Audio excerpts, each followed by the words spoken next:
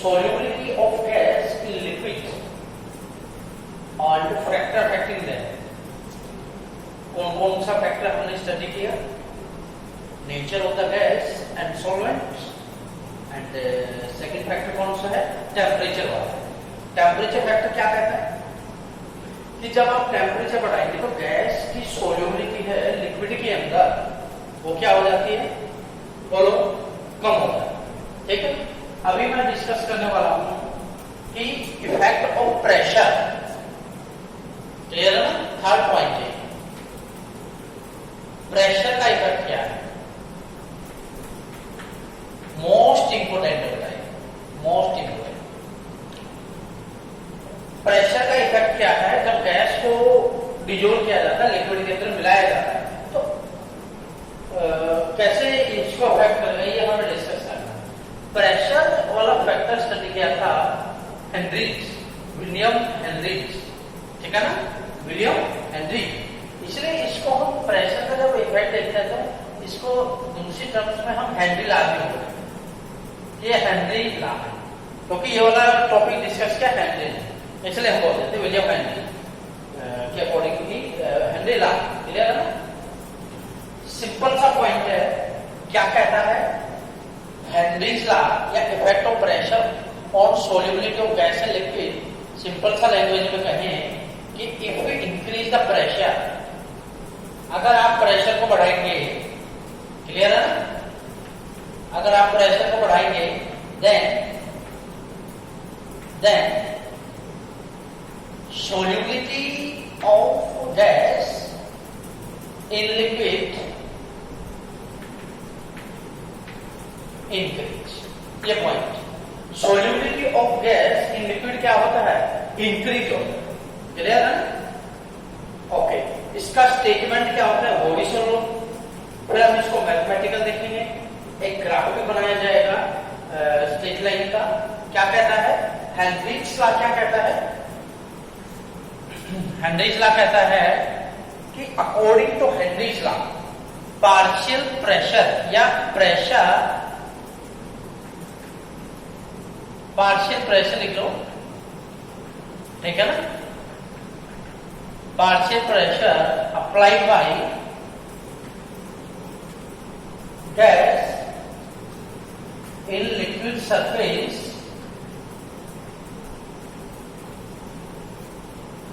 is directly proportional to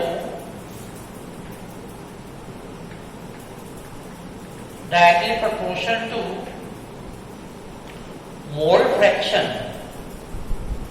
directly proportional to mole fraction, directly proportional to mole fraction of gas presenting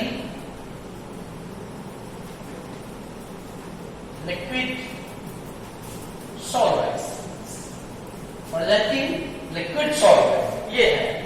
अब हम इसको mathematically drive करने का कोशिश करें।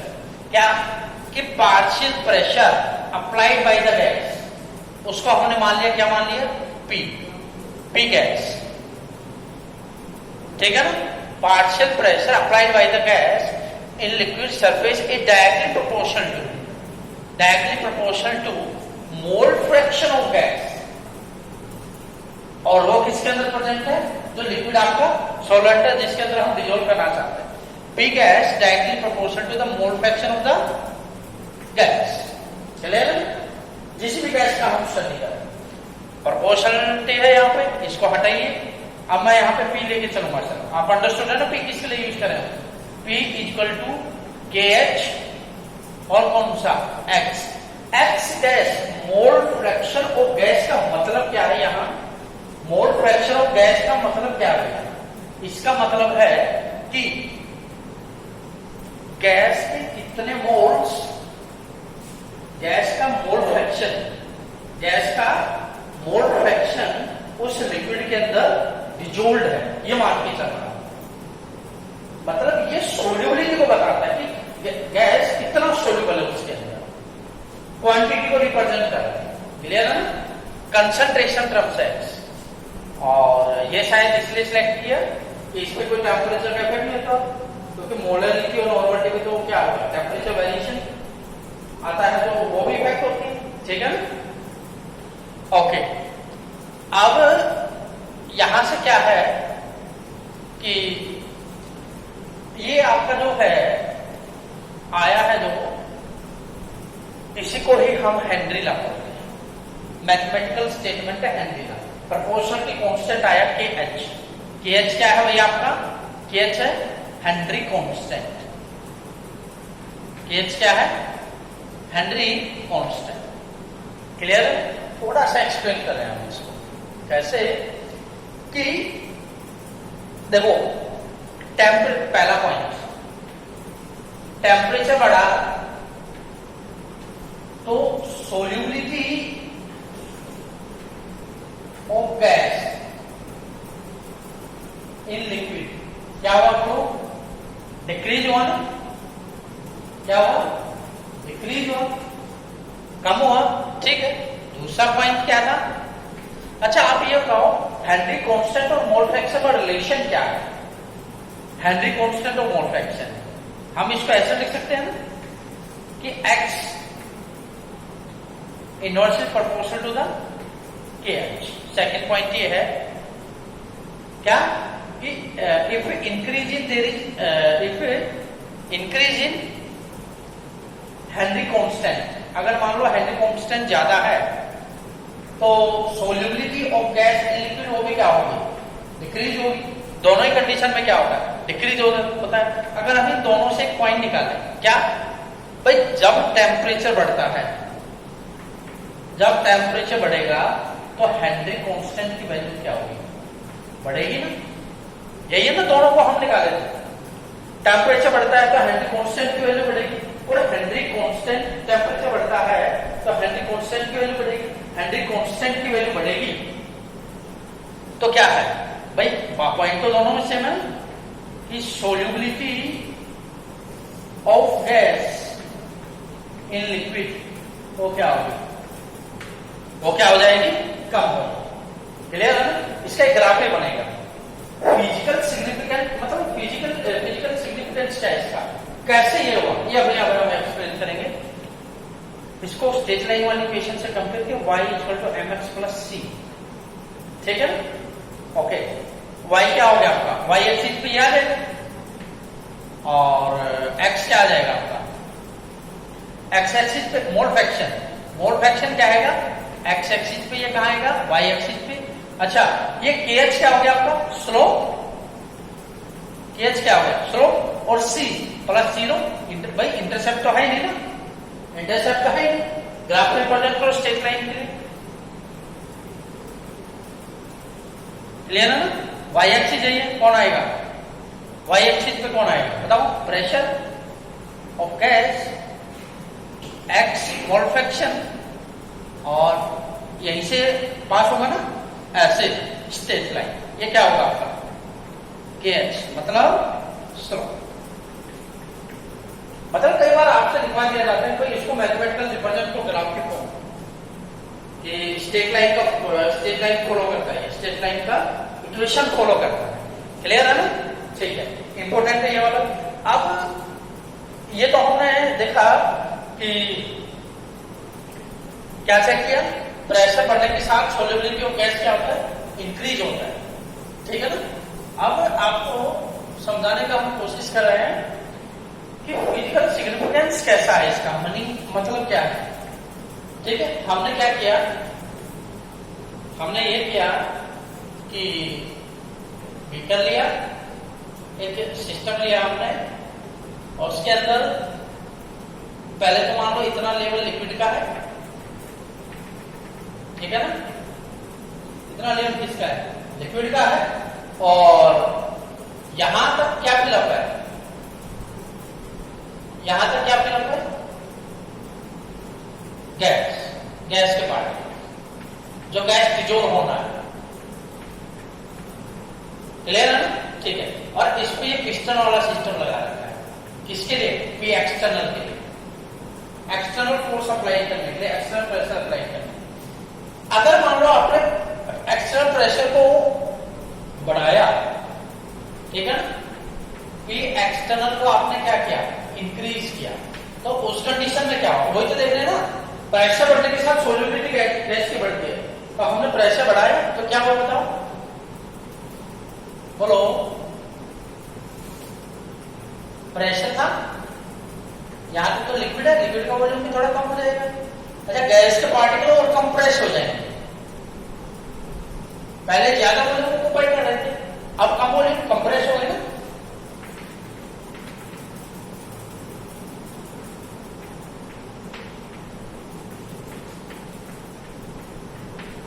ठीक है ना,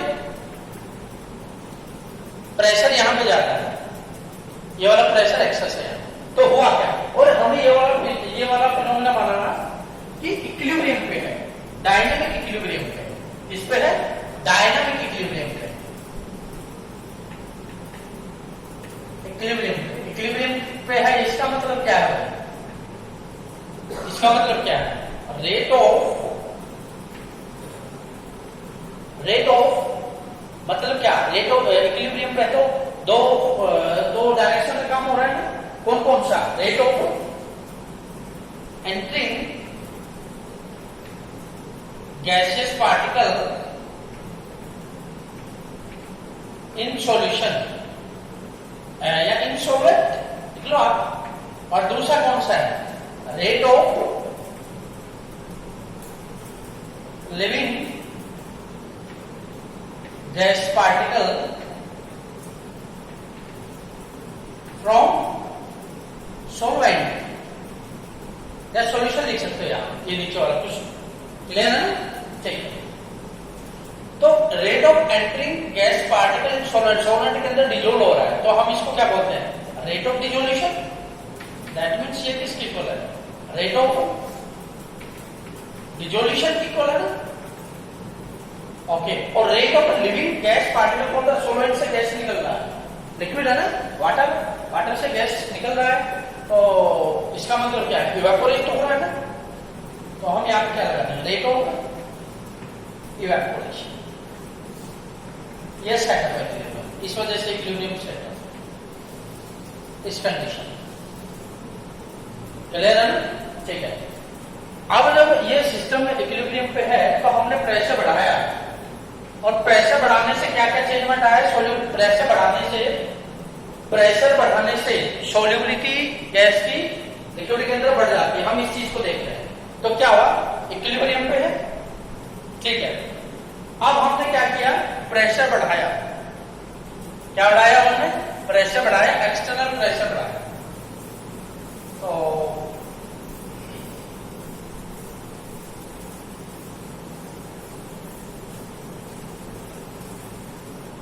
अब क्या हुआ कि भाई एक्सटर्नल प्रेशर बढ़ाया, पी एक्सटर्नल हमने क्या किया, इंक्रीज किया, तो सिस्टम पे क्या इफेक्ट हुआ, सिस्टम पे क्या हुआ इफेक्ट हुआ, P external increase, then volume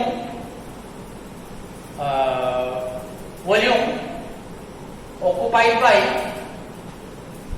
gas particles,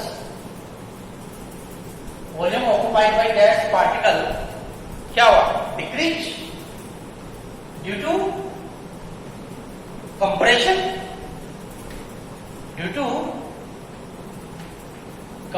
of gas. देखो मैं आपको बता दे रहा हूं एक बार, जैसे एक्सटर्नल प्रेशर आपने बढ़ाया तो उस समय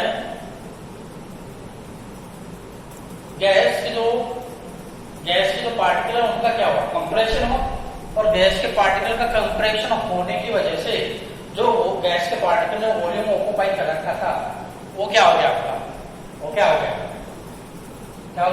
कम हो गया, और इसके रिजल्टेंट क्या हुआ, इसके रिजल्टेंट हुआ number of gas particle presenting पर यूनिट वॉल्यूम क्या हुए, इंक्रीज।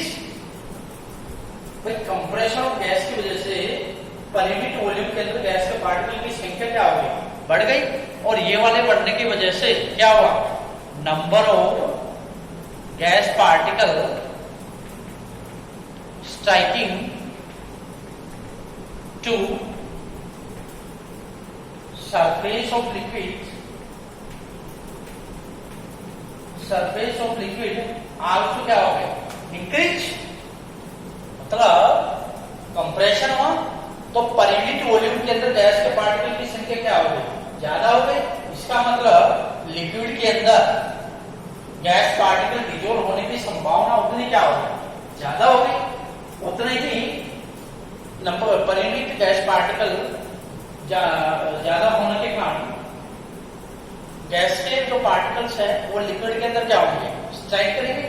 स्ट्राइक करने का मतलब है वो क्या हो रहा है, डिजोल्व हो रहे हैं, डिजोल्व हो रहे हैं। और वो रेट क्या हो रहा है, डिजोल्यूशन रेट क्या हो रहा है, डिजोल्यूशन रेट क्या हो रहा है, बढ़ रहा है। डिजोल्यूशन रेट क्या हो रहा है, बढ़ रहा है। और डिजोल्यूशन रेट बढ़ रहा है तो कब तक बढ़ेगा, तब तक बढ़ेगा जब तक कि नया इक्विलिब्रियम रेट स्टेबलाइज ना हो जाए। क्लियर है ना। तो number of gas particles striking to the surface of liquid क्या हो रहा है, लिक्विड क्या हो रहा है, इंक्रीज हो रहा है। इसका मतलब क्या है, that means number of gas particle dissolved in liquid also increasing, number of gas particle also increasing, यही कहेंगे ना हम, क्यों भाई, ठीक है ना। और कब तक, जब तक कि नया इक्विलिब्रियम क्या ना हो जाए, नया इक्विलिब्रियम क्या ना हो जाए, सेटअप ना हो जाए। यही तो हम कहना चाह रहे थे। प्रेशर बढ़ाया, प्रेशर बढ़ाने से गैस के पार्टिकल्स का क्या हो गया, कंप्रेशन हो गया, लेस वॉल्यूम ऑक्यूपाई किया उन्होंने, लेस वॉल्यूम ऑक्यूपाई किया। इनिशियल कंडीशन से नंबर ऑफ गैस के पार्टिकल पर यूनिट वॉल्यूम क्या हो गया, बढ़ गया।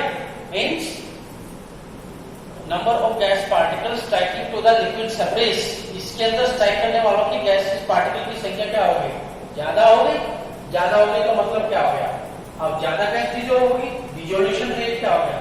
इसका मतलब क्या है, number of gas particle striking to the surface of liquid क्या हो गया, बढ़ गया ना। और इसका मीनिंग क्या है, dissolution rate, that means rate of dissolution क्या हो रहा है, बढ़ रहा है। तो रेट ऑफ डिजोल्यूशन बढ़ रहा है। तो ये हमने क्या बताया था कि rate of entering gas particle in solvent, यही तो हमारा क्या है, डिजोल्यूशन। गैस उसके अंदर क्या हो रही है, डिजोल्व हो रही है, गैस उसके अंदर क्या हो रही है, डिजोल्व हो रही है। क्लियर है ना। बाकी इसमें कुछ ऐसा है नहीं। हाँ, इसका लिमिटेशन मैं आपको बता देता हूं, दो लिमिटेशन है हेनरीज लॉ की, दो लिमिटेशन। क्लियर है। कौन कौन सा लिमिटेशन भी इंपोर्टेंट है और इंपोर्टेंस क्या है वो भी इंपोर्टेंट है। लिमिटेशन ऑफ हेनरीज लॉ, पहला लिमिटेशन क्या कि Henry's law valid only at two condition, दो ही कंडीशन पे फॉलो होगा। अगर दो कंडीशन फुलफिल नहीं होती है, कोई भी गैस ये वाली दो कंडीशन फुलफिल नहीं करती है, तो वहां पे हेनरीज लॉ नहीं लगेगा। पहला क्या कि any gas neither undergo association nor undergo dissociation in solvent। कि किसी भी गैस को जब लिक्विड के अंदर मिलाया जाता है, सॉल्वेंट के अंदर मिलाया जाता है, तो उसका ना तो एसोसिएशन होना चाहिए ना डिसोसिएशन। जैसे आपकी जो एग्जांपल है, हम अमोनिया गैस है और आपका जो HCl गैस है, ये गैस कभी भी हेनरीज लॉ फॉलो नहीं करती। क्यों नहीं करती कि जब अमोनिया को वाटर के अंदर डाला जाता है, लिक्विड के अंदर डाला जाता है, गैस को लिक्विड के अंदर डाला जाता है, तो ये एसोसिएशन हो जाता है पहले इसका, और फर्दर में क्या हो जाता है, association NH4 positive plus OH negative हो जाता है। क्लियर है ना। ऐसे ही HCl क्या होता है, HCl को जब डाला जाता है वाटर के अंदर, तो ये क्या देता है, पॉजिटिव और OH नेगेटिव। मतलब क्या हो जाता है, इनका एसोसिएशन हो जाता है। और यही केस क्या नहीं होना नहीं चाहिए था, ठीक है ना, क्योंकि दोनों ही कंडीशन में एसोसिएशन या डिसोसिएशन में हेनरीज लॉ क्या हो जाता है, फेल हो जाता है। क्लियर है ना, ठीक है। अब हम सेकंड पॉइंट की बात कर रहे हैं कि हेनरीज लॉ सिर्फ दूसरी कंडीशन जो है कि गैस प्रेजेंट एट या during the in the system जिसमें गैस डिजोल्व करवा रहे हैं आप लिक्विड के अंदर, प्रेशर जो है आपका, प्रेशर क्या होना चाहिए, लो। प्रेशर क्या होना चाहिए, लो, और टेम्परेचर क्या होना चाहिए आपका, हाई। दैट मीन्स कि जो गैस है वो आपकी आइडियल गैस की तरह बिहेव करना चाहिए। गैस है वो लगभग आपके कैसे बिहेव करना चाहिए, आइडियल गैस की तरह। क्यों, इसको थोड़ा हम मैथमेटिकली समझते हैं। कैसे, देखो, अगर हेनरीज लॉ क्या कहता है mathematically, P equal to KH into X, ठीक है ना। तो अगर हम देखो प्रेशर एक्सटर्नल हमें बढ़ाया, एक्सटर्नल अगर हमने इंक्रीज किया, ठीक है ना, प्रेशर एक्सटर्नल अगर हमने इंक्रीज किया तो क्या होगा, उस कंडीशन में जो प्रेशर है,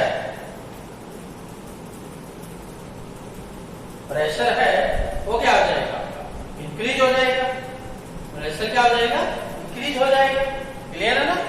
अगर मान लो आप इंक्रीज करते हैं, प्रेशर इंक्रीज करते हैं आप, तो उस कंडीशन में क्या है, इंक्रीज करने में, और मान लो आपने एक्सेस से इंक्रीज कर दिया, ज्यादा इंक्रीज कर दिया, तो मैथमेटिकली ये संभावना है कि जो प्रेशर है और जो हेनरी कांस्टेंट है दोनों क्या हो जाए, इक्वल हो जाए। अगर ये दोनों इक्वल हो गए तो उस कंडीशन में मोल फ्रैक्शन ये किसका है, गैस का है ना, मोल फ्रैक्शन किसके इक्वल हो जाएगा, 1 के इक्वल हो जाएगा। मतलब मोल फ्रैक्शन ऑफ गैस इसकी इक्वल हो जाएगा 1। लेकिन हमें ये पता है किसी भी सॉल्यूशन के अंदर X solvent plus X solute किसके इक्वल होता है, 1 के इक्वल। इसका मतलब मोल फ्रैक्शन गैस का 1 है, इसका मतलब वहां पे क्या सॉल्वेंट नहीं है, सॉल्वेंट तो है। तो ऐसा क्या मैथमेटिकली पॉसिबल है, ये मैथमेटिकली ये निकल के आ रहा है कि मोल फ्रैक्शन गैस का 1 है, इसका मतलब 1 है, तो ये रिप्रेजेंट कर रहा है कि वहां पे सॉल्वेंट क्या हो गया, सॉल्वेंट एब्सेंट है, सॉल्वेंट है ही नहीं। लेकिन ये तो वैसे अंडरस्टूड है ना कि गैस को किसके अंदर डिजोल्व कर रहा है, सॉल्वेंट के अंदर, तो लिक्विड के अंदर। ऐसा स्टेटमेंट जो निकल के आ रहा है वो क्या है, गलत है, एकदम क्या है, गलत है ना। क्लियर है, ठीक है। इसलिए प्रेशर लो होना चाहिए, टेम्परेचर क्या होना चाहिए, हाई होना चाहिए।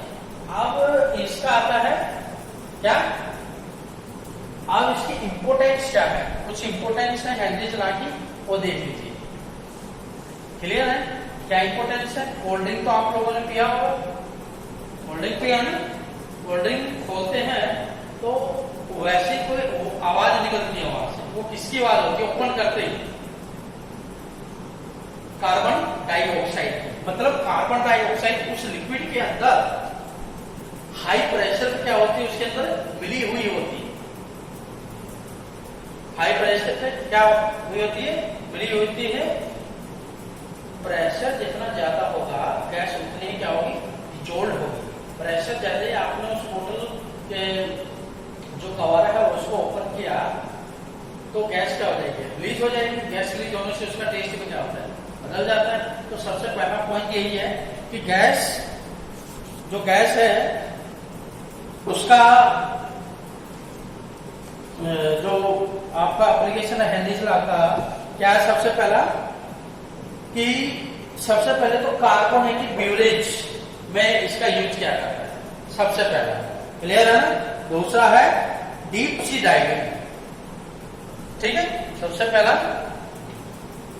कार्बोनेटेड ब्यूरेज, दूसरा कौन सा है, डीप सी डाइविंग के अंदर यूज किया जाता है। और थर्ड केस कौन सा हो गया आपका, काफी हमेशा यहाँ पे हम मेन बता रहे हैं, ऐसा कौन सा हो जाता है, कि हाई एल्टीट्यूड पे क्लाइंबर्स के लिए भी इसका इंपॉर्टेंस है, हाई एल्टीट्यूड पे फॉर क्लाइंबर्स। ठीक है ना, तो ये आपका क्या था, हेनरीज था। क्लियर है?